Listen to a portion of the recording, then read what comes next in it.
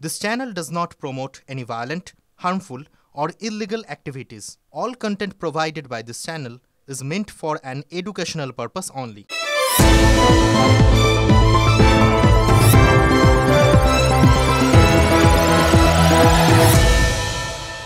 রাজ্যের আইন শৃঙ্খলা নিয়ে প্রশ্ন ওঠার কারণ অজস্র। বর্ধমান আদালত চত্বরে এক ব্যক্তি পকেটে বন্দুক নিয়ে ঘুরে বেড়াচ্ছে। সাহসটা একবার ভাবুন। হ্যাঁ, একটা ভালো খবর যে পুলিশের এক কর্মী তিনি দেখে ফেলেন বিষয়টি, তার তৎপরতায় তাকে বন্দুক সহ একেবারে সেখান থেকে নিয়ে যাওয়া হয়। কিন্তু ভাবুন তো, মানে তার যে এই যে ঘুরে বেড়ানো বন্দুক পকেটে নিয়ে, সেটা কতটা বড় একটা প্রশ্ন উঠে যাচ্ছে, তাও আবার আদালত চত্বরের মতো জায়গায়। তা কাউকে খুন করার জন্য না কাউকে বন্দুক দেখিয়ে ছাড়িয়ে নিয়ে যাওয়ার জন্য সে বন্দুক নিয়ে ঘুরছিল, সেটা কিন্তু এই মুহূর্তে তদন্ত করে দেখছে পুলিশ। কোমরে গোজা পিস্তল, অস্ত্র নিয়ে বর্ধমান জেলা আদালত চত্বরে দাপিয়ে বেড়ালো দুষ্কৃতী। তাকে ধরতে গিয়ে রীতিমতন হিমশিম খেল পুলিশ। ধরা পড়ার পরও বেপরোয়া ভাব।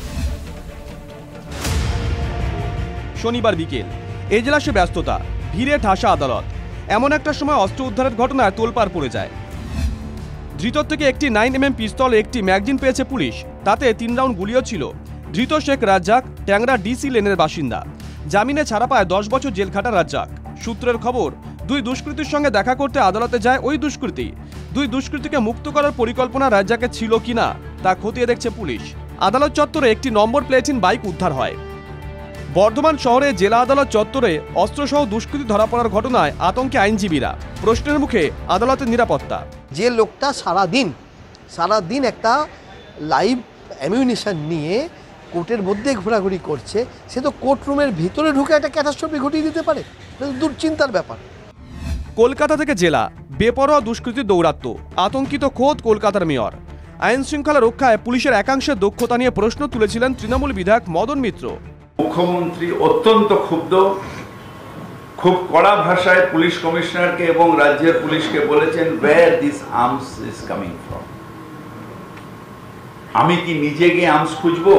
আমার মনে হয় পুলিশ বোধহয় মমতা ব্যানার্জির ঠিক ব্যাপারটা বুঝতে পারছে না। এমন দিন আসতে পারে যে মমতা ব্যানার্জি যেমন করোনায় রাস্তায় নামে, তেমনি সমাজ বিরোধী রূপে হয়তো মমতা ব্যানার্জি নিজের রাস্তায় নেমে যেতে পারে।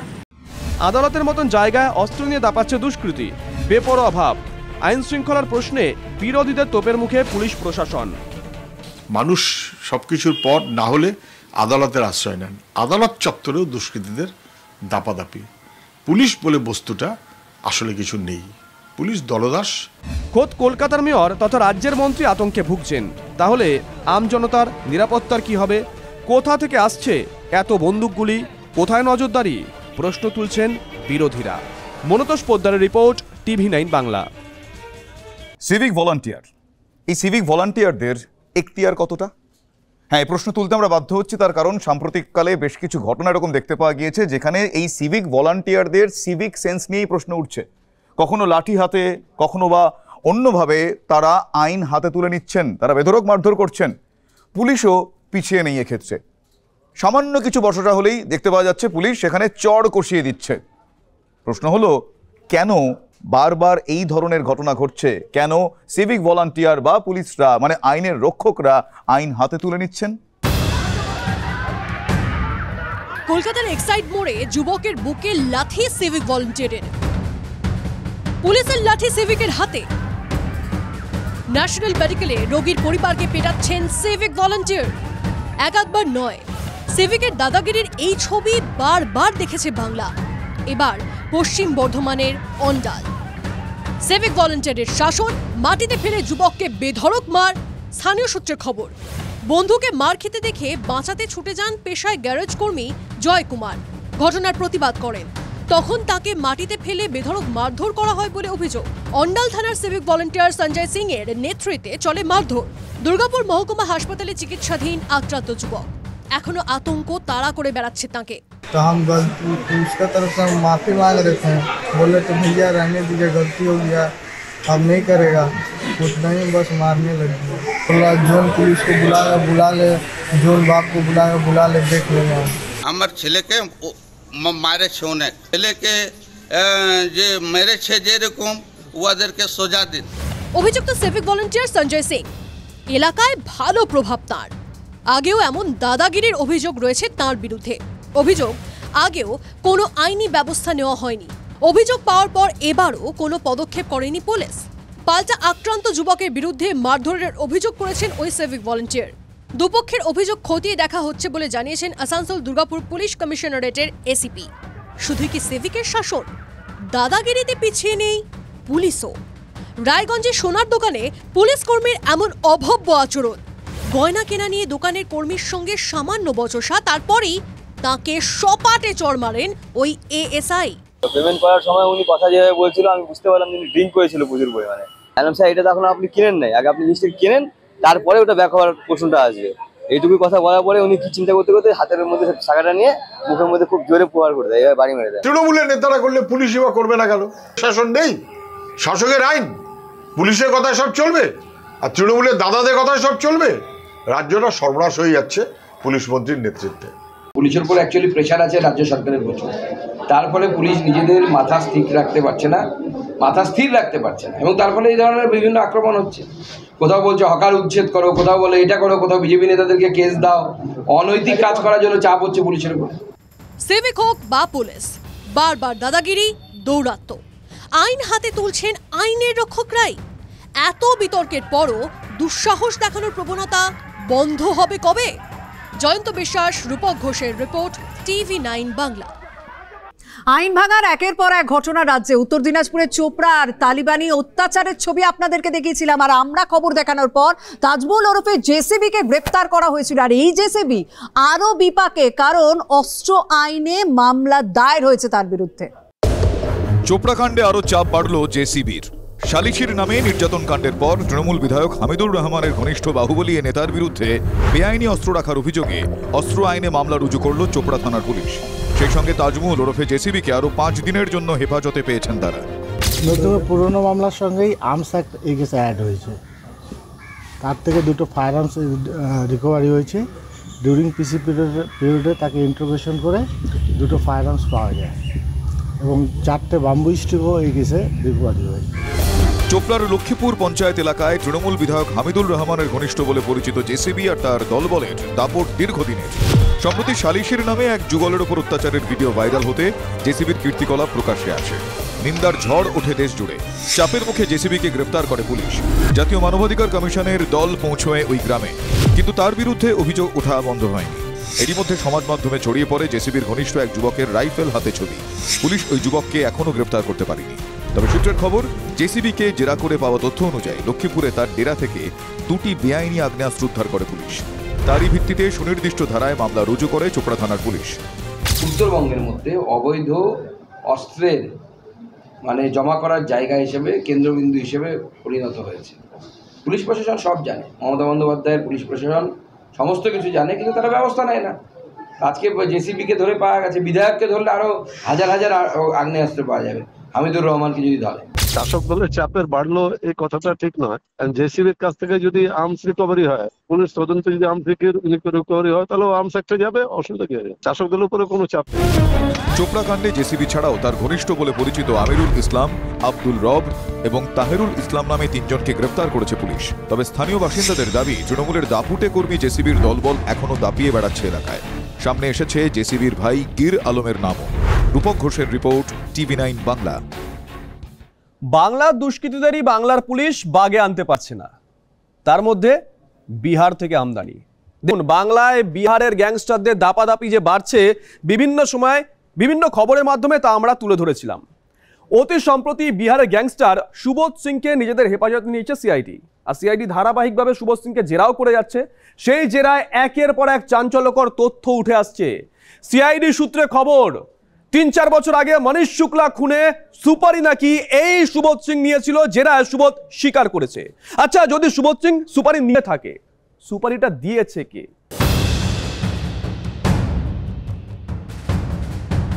দু 2020 সালের 4 অক্টোবর গুলিতে খুন হন ব্যারাকপুরের বিজেপি নেতা মনীষ শুক্লা। 4 বছরেও খুনের কিনারা করতে পারেনি সিআইডি। রাজনৈতিক চাপানুতরি হয়েছে শুধু। মনীষ শুক্লা আমার ভাই ছিল, আজকেও আমার ভাই আছে।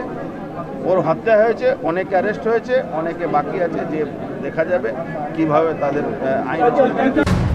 তবে অবশেষে তদন্তের জাল গোটানোর পথে সিআইডির আধিকারিকরা। দিন কয়েক আগে বিহারের বেউর জেল থেকে গ্যাংস্টার সুবোধ সিংকে নিজেদের হেফাজতে নিয়ে এসেছে সিআইডি। ম্যারাথন জেরা করতেই বেরিয়ে আসছে বিস্ফোরক তথ্য।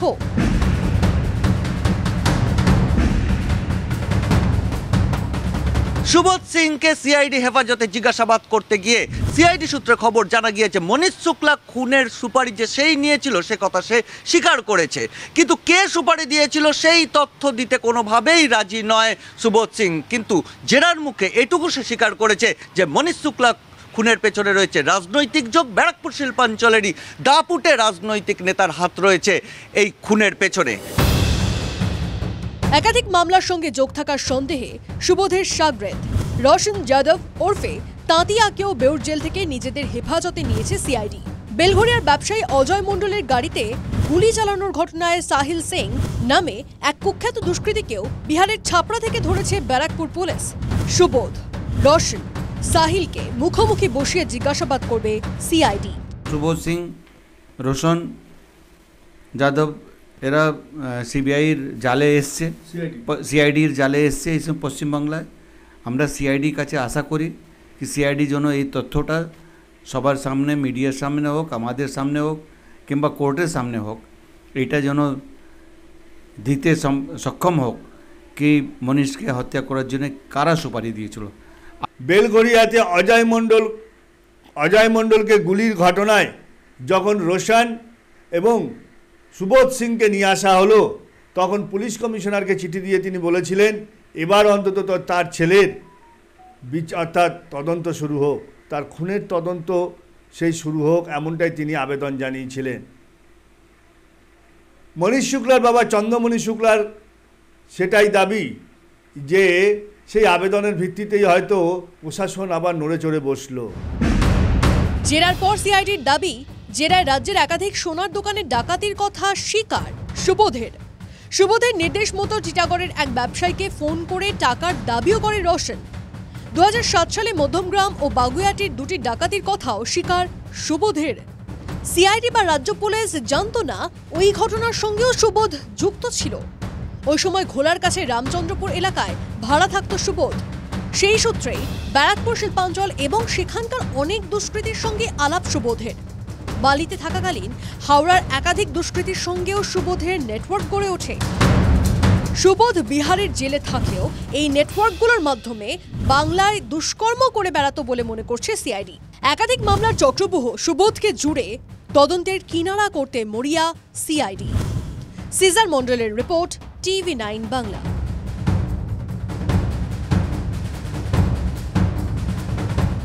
এবার রাজ্যের জমি হাঙ্গরদের কথা বলবো। রাজ্যের সবুজ ধ্বংস করে বাস্তুতন্ত্রের তোয়াক্কা না করে কিভাবে গজলডোবার হাতির করিডর এবং পক্ষী নিবাসের পাশে রিসর্ট তৈরি হচ্ছে, আর এই ঘটনায় রাজ্যের একের পর এক নেতা মন্ত্রীদের নাম কিন্তু জড়াচ্ছে। মুখ্যমন্ত্রী মমতা বন্দ্যোপাধ্যায় তিনি কড়া অ্যাকশন নেওয়ার কথা বলছেন, কিন্তু সব স্তরে কি ব্যবস্থা নেওয়া হচ্ছে? কথায় বলে মরা হাতি লাখ টাকা। বহুল প্রচলিত এই প্রবাদ বাক্য একটু অদল বদল করে কেউ কেউ কটাক্ষ করে বলছেন মরা হাতি তো নয়, তৃণমূল জমানায় হাতির করিডর লাগোয়া জমি বেহাত হচ্ছে লাখ লাখ টাকায়। বিপন্ন বাস্তুতন্ত্র। শিলিগুড়ির অদূরে প্রাকৃতিক সম্পদে ভরপুর গজলডোবার এখনকার চেহারাটা দেখলেই তা স্পষ্ট হয়ে যায়। গোটা গজলডোবা জুড়ে রয়েছে হাতিদের করিডর, রয়েছে পক্ষী নিবাস। স্বয়ং মুখ্যমন্ত্রী তার নাম দিয়েছিলেন পাখি বিতান। এই যত্রতত্র বেআইনি নির্মাণে বাধাপ্রাপ্ত হচ্ছে হাতি চলাচলের পথ। গোটা এলাকায় বিপন্ন পক্ষীকুল। সব মিলিয়ে মানুষের সঙ্গে কিন্তু প্রতিনিয়ত সংঘাত বাড়ছে বন্যপ্রাণের সৌজন্যে। গোটা এলাকা জুড়ে যত্রতত্র বেআইনি নির্মাণ। হাতির চলাচলের পথ বা করিডোর হিসেবে এই জায়গাগুলো চিহ্নিত ছিল, স্বাভাবিকভাবে সেটা তো ইতিমধ্যেই ভীষণভাবে বিঘ্নিত হয়ে গেছে। গজলডোবার চরিত্র পাল্টে যাওয়া মানে যে পাখি বিতান প্রায় 4 বছর হতে চললো, মুখ্যমন্ত্রী সেটার উদ্বোধনও করেছেন পাখি বিতান হিসেবে, তো এটাও কিন্তু বিরাটভাবে ক্ষতিগ্রস্ত। গজলডোবার একটা অংশ জুড়ে রয়েছে হাতি চলাচলের করিডর, পরিযায়ী পাখিদের বিচরণ ভূমি। এখানেই মুখ্যমন্ত্রী নামাঙ্কিত পাখি বিতান পক্ষী নিবাস। কিন্তু এই এলাকাতেই জমি হাঙরদের দাপটের অভিযোগ। নিয়ম ভেঙে জঙ্গলের জমিতেই গজিয়ে উঠেছে একের পর এক রিসর্ট আর রেস্তোরাঁ। দীঘার এখানে শঙ্করপুরে এরকমই কিন্তু প্রচুর বেআইনি হোটেল, বেআইনি রিসোর্ট হয়েছে সমুদ্রের পাড়ে। তো গাজলডোবা তো সেরকম হয়ে যাচ্ছে, এবং সেটার সাথে পুরোপুরি শাসক দলের অনেক নেতারা তার সঙ্গে যুক্ত আছে। কাগজে প্রতিদিন দেখছি, সবাই আমরা জানি, এবং প্রচুর তারা পয়সাও রোজগার করছে। প্রথমে দেখাতো যে আমি একটা মাছের ভেরি করলাম, তারপরে কেউ কেউ দেখাতো একটা খামার বাড়ি করলাম, কিন্তু এগুলো কিচ্ছু না। এগুলো সম্পূর্ণভাবে কমার্শিয়াল, বাণিজ্যিকভাবে ব্যবহার করার জন্যে এক একটা করে প্রজেক্ট এরা হাতে নিচ্ছে। বাম আমলেই শুরু হয়েছিল জমির কারবার, কিন্তু তখন পর্যটন মানচিত্রে জায়গা পায়নি গজলডোবা। তৃণমূল জমানায় পর্যটন কেন্দ্র শুরু হতেই জমির কারবারিরা ভিড় বাড়ান গজলডোবায়। সে সময় পরপর দুবার ডাবগ্রাম ফুলবাড়ি থেকে নির্বাচিত হয়ে জেলার মন্ত্রী হন গৌতম দেব। এলাকায় যত্রতত্র গড়ে ওঠে ফুর্তির রিসর্ট। না, আমি কোনো কথা, যেটা বলা হচ্ছে যে আপনি যখন জেলায় মন্ত্রী ছিলেন ওই সময় একদল যারা অভিযুক্ত রমরমাটা ওই সময় এটা মানে এটা আমি তোমাদের কাছে আমি কিছুই বলবো না। রাস্তা ওখানে ব্রিজ হয়েছে দুটো, সেই ব্রিজ তৈরি হয়েছে, প্রজেক্ট এরিয়ার ভিতরে কোনো প্রবলেম ছিল না। বাকি প্রচুর জমি ল্যান্ড ডিপার্টমেন্টের ল্যান্ড, তার সাথে তৃণমূল নেতাদের একাংশ যে জমি দখলের মতন অনৈতিক কাজে জড়িয়ে পড়ছেন, সম্প্রতি মুখ্যমন্ত্রীর বক্তব্যেই তা উঠে আসে।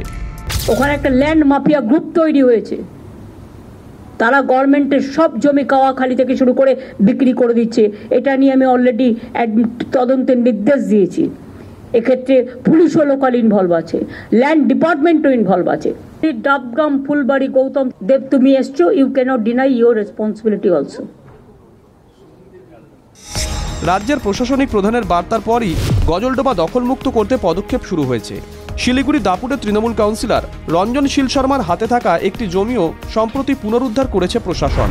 কিন্তু অভিযোগ, ওই এলাকায় শাসক দলের বেশ কিছু নেতা হয় খাস জমি দখল করে রেখেছেন, না হয় রিসর্ট বানিয়ে ফেলেছেন। সেই সমস্ত জায়গা পুনরুদ্ধার কবে হবে?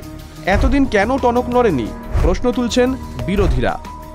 শুধু ইকোসিস্টেম বদলে যাচ্ছে না, পরিবেশ বদলে যাচ্ছে না। দেখবেন হাতির করিডোরের কারণে প্রচুর হাতির মৃত্যু হচ্ছে, ওখানে পরপর হাতি লোকালয়ে চলে যাচ্ছে, তার জন্য মানুষের মৃত্যু হচ্ছে। পুরো সিস্টেমটা কোলাপস করে গেছে, এবং এই সিস্টেম কোলাপস করার পেছনে মূল বিষয়টা কি? মূল বিষয়টা হচ্ছে দুর্নীতি। অর্থাৎ যা যেমন ভাবে মানে বিক্রি করার মতন কিছু না থাকলে পরিবেশকে বিক্রি করে দাও। পর্যটকদের যাতে অসুবিধা না হয়, বিভিন্ন পশু পাখিদের যেমন হাতি বা বিভিন্ন জীবজন্তু তাদেরও যাতে কোনো রকম অসুবিধা না হয়, তার জন্য আপনারা নিশ্চয়ই দেখেছেন কয়েকদিন আগে একটা হাতি মেরে ফেলছে, বাচ্চা হাতি, নিশ্চয়ই দেখেছেন হয়তো। চলাফেরার জায়গা পাচ্ছে না। এটা হচ্ছে টোটালি সেটা মুখ্যমন্ত্রীর নজরে আছে, মুখ্যমন্ত্রী নিশ্চয়ই নির্দেশ দেবে, সেই নির্দেশ দেখে নিশ্চয়ই সেটা পালন হবে। গজলডোবায় তিস্তাপাড়ের বৃত্তান্তে সাহিত্যের রোমান্টিসিজম নেই, আছে বেআইনি দখলদারদের দাপট আর শাসক নেতাদের একাংশে রক্তচক্ষু। কিন্তু এই কালো কারবারের শেষ কোথায়? মুখ্যমন্ত্রীর বার্তার পরে প্রশাসন নড়ে চড়ে বসেছে ঠিকই, কিন্তু কয়েক মাস পর তা বন্ধ হয়ে যাবে না তো? কড়া নজরদারি চলবে তো? আর জঙ্গলের জমি দখল হবে না তো? প্রশ্নগুলো উঠছেই। প্রসেনজিৎ চৌধুরী ও নীলেশ্বর সান্যালের রিপোর্ট, TV9 বাংলা।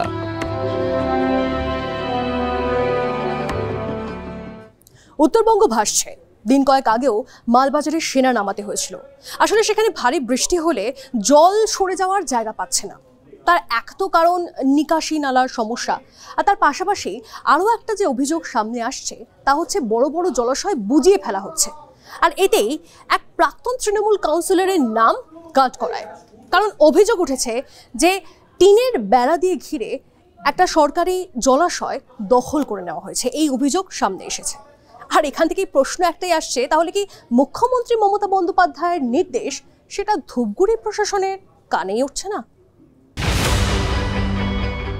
আড়ালে আবডালে উকি মারছে অনিয়ম, দিকে দিকে সরকারি জমি জবরদখলের অভিযোগ। মুখ্যমন্ত্রীর নির্দেশে দখলমুক্ত করার অভিযানে নেমেছে প্রশাসন।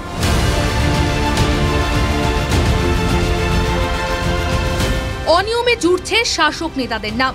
জলপাইগুড়ির ধূপগুড়িতে পূর্ত দপ্তরে জলাভূমি জবরদখলের অভিযোগে নাম জড়িয়েছে প্রাক্তন কাউন্সিলর তৃণমূল নেতার। পাশে থাকা একটি জলাশয়, যেই জলাশয় টিনের বেড়া দিয়ে দখলের অভিযোগ উঠেছে, প্রাক্তন তৃণমূল কাউন্সিলর বিকাশ সরকারের বিরুদ্ধে, যিনি তৃণমূলের নেতা বলেও পরিচিত এলাকায়। ঠিক আমার পেছনে যে টিনের ঘেরা দেখা যাচ্ছে তার পেছনের অংশে এখনো জল রয়েছে। জলাশয় চোখের সামনে দিনে দুপুরে একেবারে টিনের বেড়া দিয়ে ঘিরে সেটাকে দখল করা হয়েছে। ধূপগুড়ি পুরসভার 16 নম্বর ওয়ার্ডের এই জায়গাটির সামনের অংশটি পূর্ত দপ্তরের, পিছনে প্রাক্তন কাউন্সিলর বিকাশ সরকারের জমি। পুরো জায়গাটি টিন দিয়ে ঘিরে দেওয়া হয়েছে।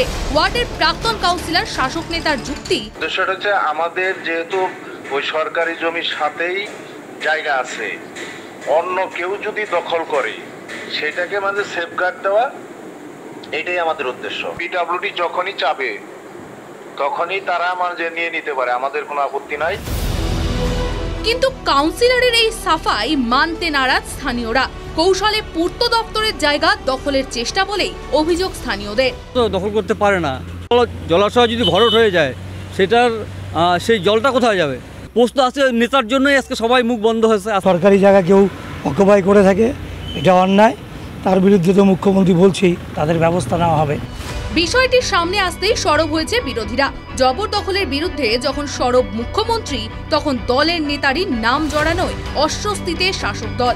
মুখ্যমন্ত্রী বলে যাচ্ছে, কিন্তু আমরা লোকাল স্তরে যা দেখছি, পুলিশ প্রশাসন থেকে শুরু করে শুধু প্রাক্তন কাউন্সিলর না, বর্তমান যারা পুরো বোর্ডে আছে তারা শুদ্ধ বেদখল করে দিচ্ছে সমস্ত জায়গা, পুকুর ভরাট করছে, তাই সেখানে কোনো হেলদোল নেই। কেউ যদি সরকারি জায়গা দখল করে সেটা অবশ্য যেহেতু মুখ্যমন্ত্রীর নির্দেশ আছে, সেই নির্দেশ তাকে পালন করতে হবে। সেখানে যদি কেউ নেতা হোক, যেই পার্টি করুক না কেন, সেখানে যদি কেউ এরকম করে থাকে তার বিরুদ্ধে অবশ্যই প্রশাসনের মতন ব্যবস্থা নেবে। ধূপগুড়িতে একের পর এক জলাশয় ভরাট হচ্ছে। জল ধারণ ক্ষমতা কমায় ভারী বৃষ্টি হলেই জলমগ্ন হচ্ছে শহর। এই নিয়ে চর্চার মধ্যেই কাউন্সিলরের বিরুদ্ধে জলাশয় দখলের অভিযোগ ঘিরে শোরগোল। তবে কি অনিয়ম নজরে পড়ছে না প্রশাসনের? তবে প্রশ্ন উঠছে, কেন পুলিশ প্রশাসন এবং নির্দিষ্ট দপ্তরগুলি থাকা সত্ত্বেও এই বেআইনি কাজ রোখা যাচ্ছে না? তাহলে কি শাসক দলের নেতা বলেই কি চুপ রয়েছেন আধিকারিকরা? প্রশ্ন তুলছেন শহরবাসী। জলপাইগুড়ি ধূপগুড়ি থেকে রনি চৌধুরী, টিভি 9 বাংলা। প্রশাসনের কাছে দরবার করেও কোনো রকম কোনো সুরাহা হয়নি। শেষমেশ 24 লক্ষ টাকা খরচ করেছিলেন এক গ্রামবাসী। আপনাদের নিশ্চয়ই মনে আছে, পশ্চিম মেদিনীপুরের দাসপুরের বাসিন্দা তিনি নিজের টাকা খরচ করে 24 লক্ষ টাকা খরচ করে নিজেই সেতু সারাই করেছিলেন। আর এবার পূর্বস্থলীর দিকে যদি আমরা একটু নজর রাখি, সেখানে দেখা যাচ্ছে যে বিজেপির পঞ্চায়েত সদস্য তিনিও নিজের টাকায় রাস্তা সারাই করলেন। কি অভিযোগ গ্রাম পঞ্চায়েত কোনো রকম কোনো টাকাই দেয়নি। আচ্ছা, এটাই কি ট্রেন্ড হয়ে দাঁড়ালো? কারণ এই একই রকম অভিযোগ আরও আসছে। চন্দ্রকোনার দিকে দেখুন, সেখানেও একই ধরনের অভিযোগ। সেখানেও গ্রামের রাস্তা সেই গ্রামের রাস্তা সারাইয়ে রাস্তায় নামলেন গ্রামবাসীরাই। প্রতিশ্রুতি নেতার সেতু বানালেন ভোটার। মে মাসেই এই ছবি দেখিয়েছিলাম আপনাদের। দাসপুরে কাঁসাই নদীর ওপর 24 লক্ষ টাকা খরচ করে সেতু বানিয়েছিলেন গোপাল মল্লিক নামে স্থানীয় এক বাসিন্দা। উপকৃত হন 15 থেকে 20টি গ্রামের মানুষ। এবার পশ্চিম মেদিনীপুরেরই আরও একটি ছবি দেখুন। প্রতিশ্রুতি নেতার রাস্তা সারাচ্ছেন ভোটার। চন্দ্রকোনা 1 নম্বর ব্লকের 3 নম্বর মাংরুল গ্রাম পঞ্চায়েতের আগর গ্রাম, তাঁতির ডাঙ্গা থেকে বোস্টম ডাঙ্গা পর্যন্ত 3 কিলোমিটার বেহাল গ্রামীণ রাস্তা। বৃষ্টি হলেই ভোগান্তি, স্কুল পর্যন্ত বন্ধ করে দিতে হয়। শেষমেশ এলাকাবাসীকেই রাস্তা সারাইয়ে নামতে হয়েছে। স্কুল যেতে হলে ঘুরে প্রায় 2 কিলোমিটার রাস্তা ঘুরে আমাদেরকে স্কুলে যেতে হয়। কোনো যদি অসুস্থ রোগী রাত্রেবেলা যদি তার কোনো রকম সমস্যা হয়, তাকে নিয়ে হাসপাতালে যাওয়ার মতো সমস্যায় পড়ে যায় মানুষজন। এখানকার জনগণকে প্রায় 10 বছর 12 বছর একই দুর্ভোগ সহ্য করতে হচ্ছে। রাস্তার মাটি ধরিয়ে আমরা গ্রামের মানুষ সবাই মিলে লেগেছে। আমি তো এই সামান্য দিন মাত্র 6 মাস ধরুন নতুন, কিন্তু আগামী দিনে আগের পঞ্চায়েতগুলো কিছু করছে না। প্রায় একই ছবি পূর্ব বর্ধমানে। পূর্বস্থলী 1 নম্বর ব্লকের জাহাননগর পঞ্চায়েতের অন্তর্গত মাগনপুর এলাকা। 1200 ফুট রাস্তার অবস্থা দফা, অথচ 40টি পরিবার নির্ভরশীল। স্থানীয় পঞ্চায়েত সদস্য বিজেপির পঞ্চায়েতের বিরুদ্ধে টাকা না দেওয়ার অভিযোগ তুলে নিজের সাম্মানিক থেকে এই রাস্তা সারানোর কাজ শুরু করেছেন বিজেপির ওই সদস্য। প্রধানকে আমাদের এই জরাজীর্ণ রাস্তার অবস্থা দেখে ওনাকে বারবার অনুরোধ করলাম যে আপনি কিছু এখানে রাখিস এবং আদলাইট দেওয়ার ব্যবস্থা করুন। উনি বললেন যে আমাদের পঞ্চায়েতের কোনো ফান্ড নেই দেওয়ার মতো, আমি মেরামতি করার ব্যবস্থা করেছি এবং বর্তমানে আমার 21,000 টাকা খরচ হয়েছে। আরও যদি কিছু লাগে আমার ব্যক্তিগত পয়সা দিয়ে আমি মেরামতি করার ব্যবস্থা করবো। গ্রামের শুরু যে ওই একটি রাস্তা আছে তার ওই গ্রামে আরও অনেক সংখ্যক রাস্তা আছে, সেই রাস্তাগুলো কাজ হচ্ছে, হয়তো আস্তে আস্তে হচ্ছে। অবশ্যই এটা আমি বলছি একটু লজ্জারই বিষয় যে আমরা এখনো করতে পারিনি, এবার খুব তাড়াতাড়ি আমরা এটা করে ফেলব। প্রতিশ্রুতি নেতার আর কাজ জনতার, এটাই চলবে। Bureau report, TV9 Bangla. আচ্ছা, রথের রশিতেও কি রাজনীতির টান? নিশ্চয়ই মনে আছে আপনাদের, তৃতীয়বার নরেন্দ্র মোদী যখন প্রধানমন্ত্রী হবেন, ভোটের রেজাল্টের দিন সন্ধ্যাবেলা জয় শ্রীরাম নয়, নরেন্দ্র মোদী তার ভাষণ শুরু করেছিলেন জয় জগন্নাথ বলে।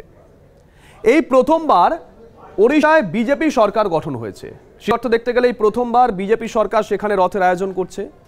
বাংলাতেও আগামী বছর এইরকমই রথের আয়োজন করতে চলেছে তৃণমূল সরকার। আগামী বছর দীঘার জগন্নাথ মন্দির থেকে বেরোবে রথ, এবছরই তা জানিয়ে রাখলেন বাংলার মুখ্যমন্ত্রী মমতা বন্দ্যোপাধ্যায়।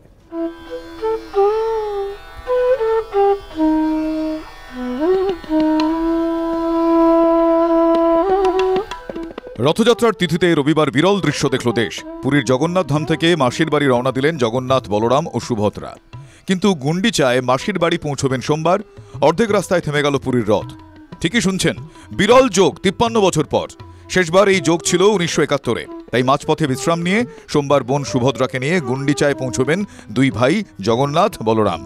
7 দিনে ফিরবেন। সন্ধ্যায় যে রথযাত্রার সূচনা হলো রাষ্ট্রপতি দ্রৌপদী মুর্মুর হাত ধরে।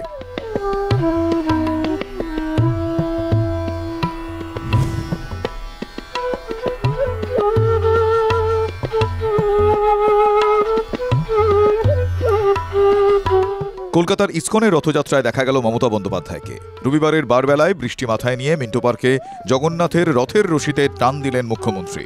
তার আগে আরতিও করলেন।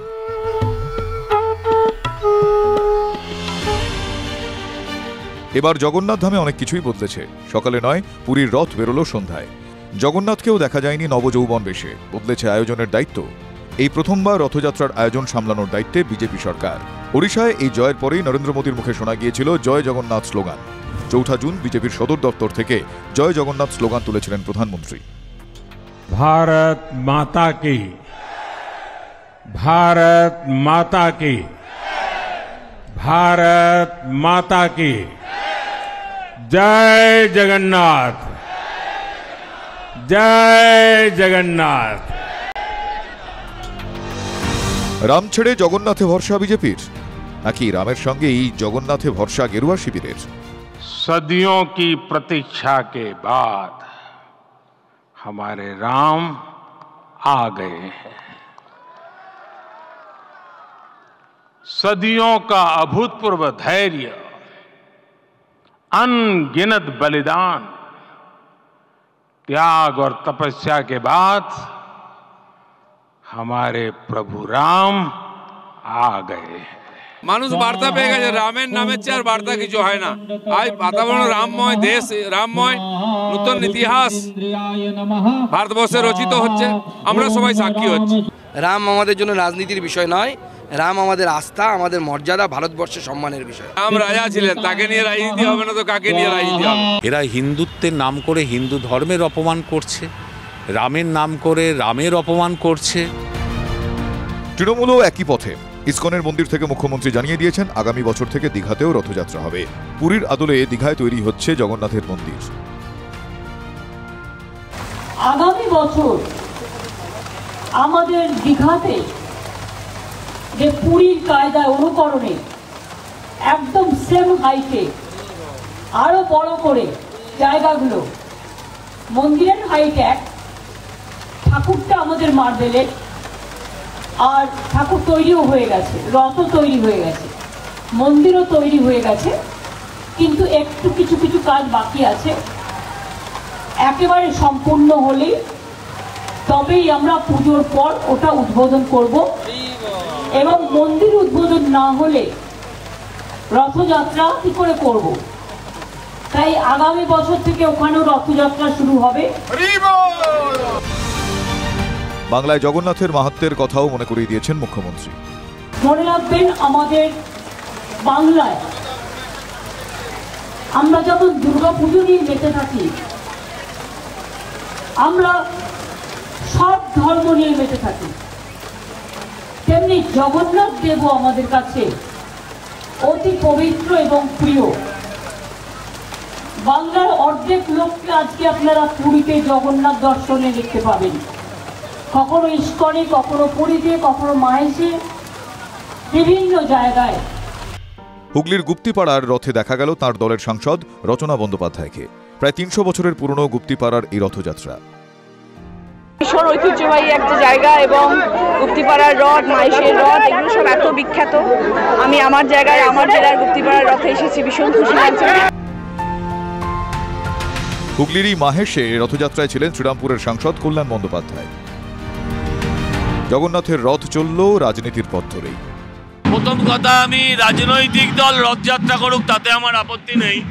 সরকারি পয়সায় যদি কেউ মন্দির বানায়, মসজিদ বানায়, দুটোতেই আমাদের আপত্তি আছে। খবর জয় জগন্নাথ মাননীয় প্রধানমন্ত্রী বলেছিলেন, কারণ উড়িষ্যাতে আমরা ক্ষমতায় এসেছি এবং প্রভু জগন্নাথের কৃপা ছাড়া উড়িষ্যায় ক্ষমতায় আসা সম্ভব ছিল না।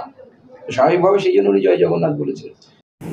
তৃণমূল কংগ্রেস এখন মা কালী ছেড়ে জগন্নাথ দেবের উপরে ভরসা করেছে, কিন্তু তৃণমূল কংগ্রেসের ফাইল, তৃণমূল কংগ্রেসের জন্য অ্যাডভোকেটিং কেউ করতে পারবেন না। আসলে বাবা অনেক বড় বৃহৎ, তো তার আশীর্বাদ সবার মধ্যে পড়ুক, শান্তি থাকুক, সবাই মিলে শান্তি থাকুক। মমতা বন্দ্যোপাধ্যায় পুরী, ওখানে জগন্নাথ মন্দির কেন তৈরি করছে পুরী বাদ দিয়ে দীঘাতে, তার মানে উনি বুঝবেন, উনি যে বলতে পারবেন। আমরা তো ছোট থেকে জগন্নাথ দেবের কথা বলি, গুজরাটের লোক কিন্তু সবাই জগন্নাথ দেব বলতে শুরু করেছে। টক্করটা কোথায় দেখলেন?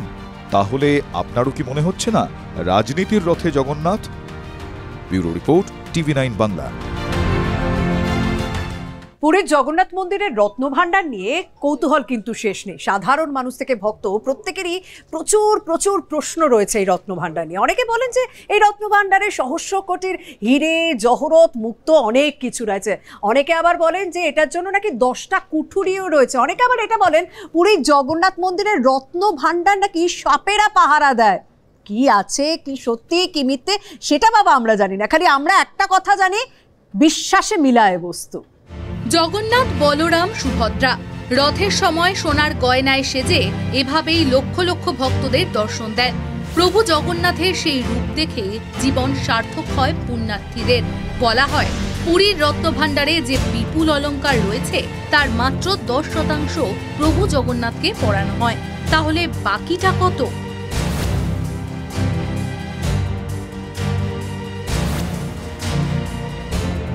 দ্বাদশ শতকের প্রাচীন এই মন্দিরের অন্দরে থাকা রত্নভাণ্ডার নিয়ে সাধারণ মানুষের কৌতূহলের শেষ নেই। 1926 সালের ফেব্রুয়ারিতে পুরীর রাজা গজপতি রামচন্দ্রদেবের তৈরি করা একটি তালিকা অনুসারে জগন্নাথ, বলরাম এবং সুভদ্রার সোনার মুকুট সহ 150টি সোনার অলংকার সহ 837টি জিনিস রয়েছে এই ঘরে। সোনার অলংকারগুলির মোট ওজন 15 কেজির বেশি। সে তো 1926-এর কথা, মাঝখানে প্রায় 100 বছর কেটে গেছে। এর মধ্যে পুরীর রত্নভাণ্ডার নিয়ে ছড়িয়ে পড়েছে নানা মিথ। বলা হয় পুরীর জগন্নাথ মন্দিরের রত্নভাণ্ডার দুভাগে বিভক্ত, একটি ভিতর ভাণ্ডার ও অন্যটি বাহার ভাণ্ডার। বিভিন্ন অনুষ্ঠানে জগন্নাথ দেব সহ সমস্ত বিগ্রহকে যে অলংকার পরানো হয় তা বাহির ভাণ্ডারের। এখানে ঢোকার অধিকার আছে মন্দিরের সেবায়েতদের। প্রভু জগন্নাথের মাথার ব্রহ্মজ্যোতি হিরে, বলরামের মাথার নীলা বা সুভদ্রার মাথার মানিক সবই এই বাহির ভাণ্ডারে রাখা থাকে। ভিতরের অংশে রয়েছে এর কয়েক গুণ বেশি মহামূল্য রত্ন। বহুদিন কেউ ভিতর ভাণ্ডারে ঢোকেননি। ঘুটঘুটে অন্ধকার, টর্চ ছাড়া পাশের লোককেও নাকি ঠাহর করা মুশকিল। বলা হয় দুটি ভাণ্ডার মিলিয়ে 7টি ঘর রয়েছে। সামনের ঘরটি আনুমানিক 20 বাই 20 ফুট আয়তনের। জানা যায় সেই ঘরে শুধু 2-1 আলমারি আর 3-4টে ট্রাঙ্ক রাখা। তবে তাও এই ঘর নিয়ে জল্পনার অন্ত নেই। শেষবার ভাণ্ডারের সম্পদের খতিয়ান নেওয়া হয়েছিল 1978-এ। তারপরে 84 সালে জগন্নাথের স্বর্ণচিতার মেরামতির দরকারে কিছু সোনার খোঁজে ভিতর ভাণ্ডার খোলা হয়, সেই শেষ। তারপর দশকের পর দশক অন্ধকার কুঠুরিতে জমেছে রহস্য। এই রত্নভাণ্ডারের ঘরের দেওয়ালে ছাদে চির ধরায় দ্রুত সংস্কার প্রয়োজন বলে জানায় আর্কিওলজিক্যাল সার্ভে অফ ইন্ডিয়া। মন্দিরের জরাজীর্ণ দশা খতিয়ে দেখতেই 2018 সালের 4 এপ্রিল রত্নভাণ্ডার পরিদর্শনের নির্দেশ দিয়েছিল ওড়িশা হাইকোর্ট। সেই মতো সরকারি কর্তা, ইঞ্জিনিয়ার থেকে সেবায়েত 17 জনের দল মন্দিরে হাজির হয়। শরীরের সমস্ত কিছু খুলে রেখে গামছা পরে ঢুকতে হয় পরিদর্শকদের।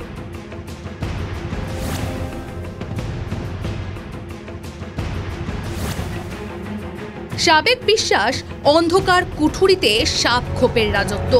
অজস্র ভয়ঙ্কর সাপ জগন্নাথ দেবের অলংকার পাহারা দেয়। কেউ সেখানে ঢুকলেই সাপের হিস হিস শব্দ শুনতে পান। 1984 সালে যখন রত্নভাণ্ডার শেষবার পরিদর্শন করা হয় তখনও নাকি পরিদর্শকরা সেই আওয়াজ শুনতে পেয়েছিলেন। 2018 সালে পরিদর্শন কমিটির সঙ্গে তাই সাপ তাড়ানোর ওঝাও ছিল। কি দেখেছিলেন সরকারি কর্তারা? শপথ নিয়ে ভাণ্ডারে ঢোকায় তা তারা জানাতে রাজি হননি। তবে অনেকেরই অনুমান পুরীর রত্নভাণ্ডারে যা রাখা আছে তার সম্পত্তি দক্ষিণের যে কোনো মন্দিরকে হার মানাবে। সেই সম্পত্তি কত? কয়েকশো কোটি, হাজার কোটি, না লক্ষ কোটি? তা জানতেই ব্যাকুল ভক্তকুল। Bureau report, TV9 Bangla. আচ্ছা, কাশ্মীরে কি আবার জঙ্গিদের বারবারন্ত শুরু হলো? মানে আপনাদের নিশ্চয়ই মনে আছে, ঠিক 4 সপ্তাহ আগে প্রধানমন্ত্রী নরেন্দ্র মোদীর শপথ সন্ধ্যায় পুণ্যার্থীদের বাসে জঙ্গি হামলা হয়। এরপর বেশ কিছুদিন ধরে আমরা দেখেছি যে জঙ্গিরা হামলা চালিয়েছে কাশ্মীরের বিভিন্ন গ্রামে।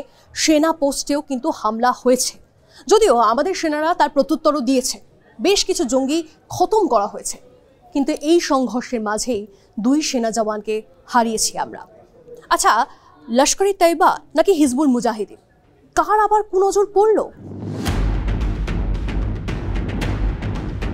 সেনা জঙ্গি গুলির লড়াইয়ে কেঁপে উঠল কাশ্মীর উপত্যকা। সংঘর্ষের শুরুটা হয়েছিল শনিবার বিকেলে কুলগ্রামে। গোপন সূত্রে খবর পেয়ে শনিবার কুলগ্রামের বেশ কিছু এলাকা জঙ্গি দমন অভিযান শুরু হয়। জম্মু কাশ্মীর পুলিশ জানিয়েছে, প্রথম সংঘর্ষ শুরু হয় মোদেরগাম এলাকায়। তল্লাশির সময় পিছু হাঁটা জায়গা না পেয়ে নিরাপত্তা বাহিনীকে লক্ষ্য করে গুলি চালাতে শুরু করে জঙ্গিরা। পাল্টা জবাব দেয় সেনাও। সন্ধ্যের পর সংঘর্ষ শুরু কুলগ্রামেরই ফ্রিজাল চিন্নিগ্রাম এলাকায়। প্রাথমিকভাবে 5 জঙ্গি খতম হলেও গুলির লড়াই শহীদ হন 1 সেনা জওয়ান। এরপরেই কুলগ্রামের 2 এলাকায় অল আউট অপারেশনের নামে নিরাপত্তা বাহিনী। রাতভর জঙ্গি নিকেশ অভিযান চলে। জঙ্গিরা যে বাড়িতে লুকিয়েছিল তা সম্পূর্ণ ধ্বংস করে দেওয়া হয়। রবিবার সকালে সেই বাড়ির ভিতর থেকে উদ্ধার করা হয়েছে এক জঙ্গির দেহ। দুপক্ষের লড়াইয়ে প্রাণ হারান একজন প্যারাট্রুপার। सेना के जवानों में एक जो है वो पैरा कमांडो भी बताया जा रहा है। वहीं पे अभी जो है पूरे इलाके को किस तरीके से सुरक्षा बलों ने घेरे में ले रखा है और दोनों जगहों पर जो मुठभेड़ है वो अभी भी चल रही है। बॉडी की कंफर्मेशन के हिसाब से 6 आतंकियों का मारे जाने का खबर है। इसमें लोकल टेररिस्ट का भी होने का खबर मिली है। तो इसकी जब कंक्लूजन पे आ जाएगा तब हम सटीक तौर पे ये कह पाएंगे कि तंजीमों के हिसाब से कि क्या एक ही तंजीम के थे या एक से ज्यादा के थे। কুলগ্রামে অভিযান চলার মাঝেই দেওয়ালে পিঠ থেকে যাওয়া জঙ্গিরা হামলা চালায় উপত্যকার আরেক প্রান্তে। রাজৌরি জেলার মানজাকোটে সেনা ক্যাম্প লক্ষ্য করে জঙ্গিরা এলোপাথারি গুলি চালায়। হামলায় এক জওয়ান আহত হন বলে স্থানীয় সূত্রে খবর। হামলা চালানোর পর জঙ্গলের দিকে পালিয়ে যায় জঙ্গিরা। তাদের খোঁজে মানজাকোটের আশেপাশের এলাকাতেও তল্লাশি অভিযান ইতিমধ্যেই শুরু হয়েছে। জুলাই থেকেই কাশ্মীরে শুরু হয়েছে অমরনাথ যাত্রা। যদিও ধস আর খারাপ আবহাওয়ার জন্য তা সাময়িকভাবে স্থগিত করা হয়েছে। তবু রিয়াসিতে পুণ্যার্থীদের বাসে হামলার ভয়ঙ্কর অভিজ্ঞতার পর এবার আর উপত্যকার নিরাপত্তায় কোনো ফাঁক রাখতে চাইছে না বাহিনী।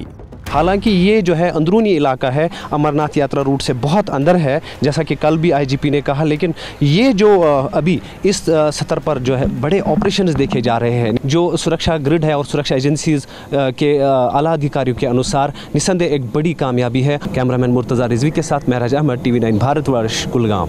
বারবার উপত্যকায় জঙ্গি হানার চেষ্টা আর বারবারই উঠে আসছে লস্কর ই তৈবার নাম। এবার এই প্রতিবেদনে আপনাদের দেখাবো কিভাবে সীমান্ত পারের সন্ত্রাস জঙ্গি দমনে নিরাপত্তা বাহিনীর কাছে চ্যালেঞ্জ হয়ে দাঁড়িয়েছে।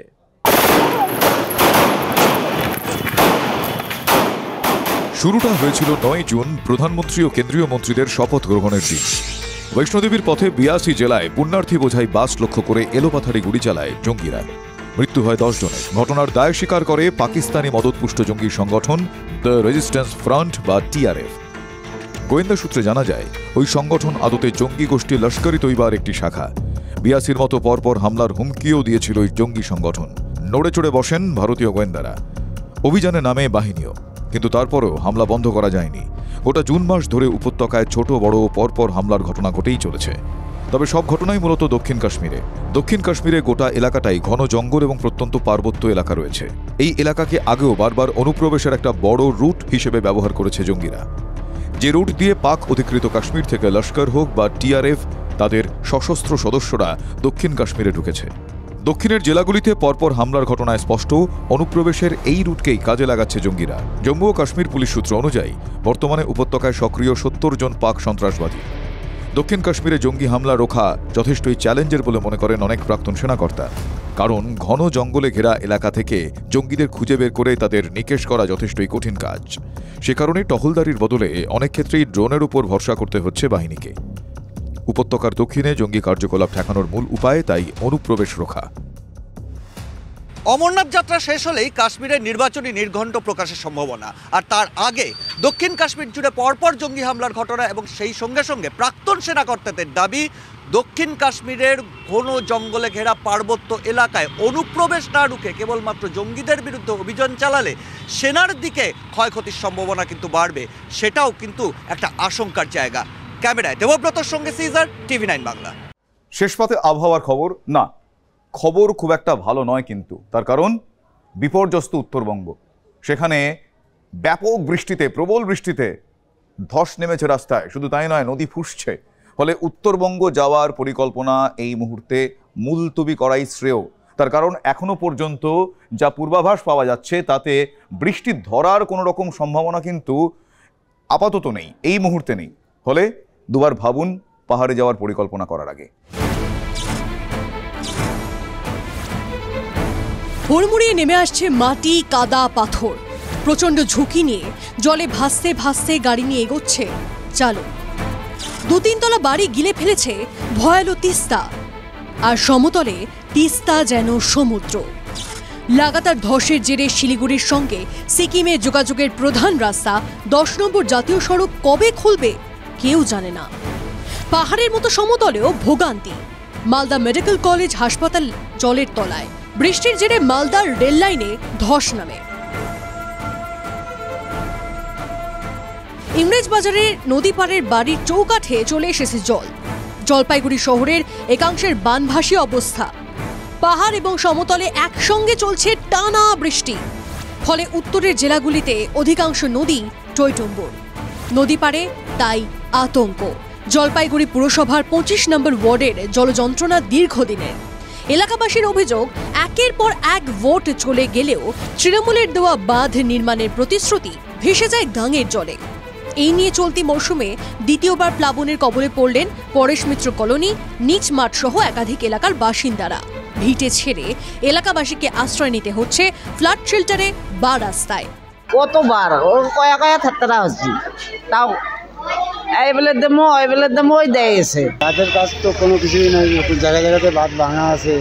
আমরা চাই কি বাঁধটা উঁচু করে হোক, যেরকম 10 তলার এদিকে বাঁধটা হয়েছে। বছরে অন্তত 5 থেকে 6 বার করে ঠিক এইভাবে তাদের বাড়ি ছেড়ে উঠে আসতে হয়।